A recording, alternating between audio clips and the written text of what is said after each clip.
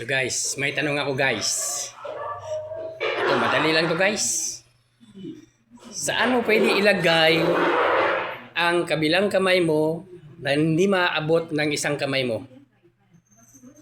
Ano guys? Dali lang no?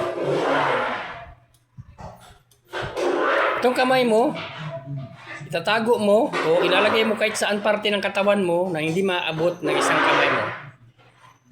Kaya? Comment daw guys. Saan parte?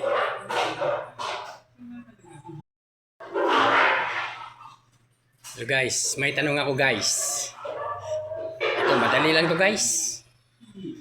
Saan mo pwede ilagay ang kabilang kamay mo na hindi maaabot ng isang kamay mo? Ano guys? Dali lang no? Itong kamay mo, itatago mo o ilalagay mo kahit saan parte ng katawan mo na hindi maaabot ng isang kamay mo. Kaya?